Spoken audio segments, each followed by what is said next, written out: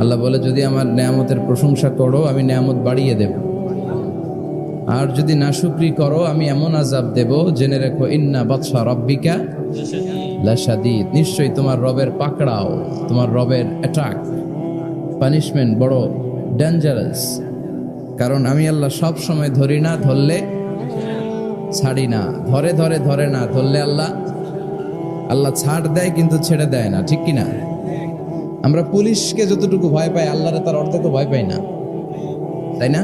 Police দেখলে অনেক ভয় পাই, র্যাব দেখলে অনেক ভয় পাই, বন্দুকের নল যদি মাথায় কেউ ধরে অনেক ভয় পায়, এর অর্ধেক আল্লাহরে ভয় পাই না, কারণ দেখি না যে।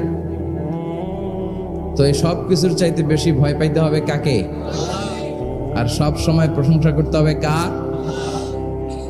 আল্লাহ এত নিয়ামত আমাদেরকে দিয়েছেন, এই নিয়ামতগুলো গুণে শেষ করা যাবে না। বিষ্ণু বলেছেন সব সময় তোমার জিহ্বাটাকে আল্লাহর জিকির আর প্রশংসা দিয়ে ভিজিয়ে রাখো। তো মান লাজিমাল ইস্তিগফার, যে ইস্তিগফারের সাথে আঠার মতো লেগে থাকে, সে 5টা জিনিস পায় জীবনে। চিল্লায় বলেন না কয়টা?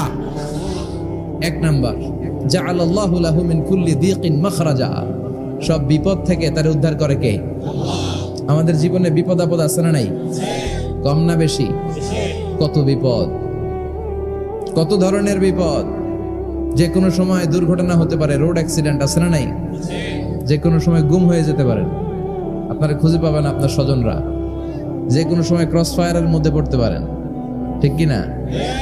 যে কোনো সময় বজ্রপাতে আপনি নিহত হতে পারেন, ভূমিকম্পের মাঝখানে পড়তে পারেন, দুজন কোবাকবি লাগছে, আপনি মাঝখানে, হইতে পারে না?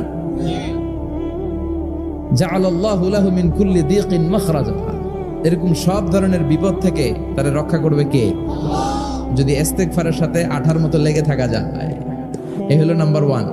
নাম্বার 2, ওয়া মিন কুল্লি হাম্মিন ফারাজা,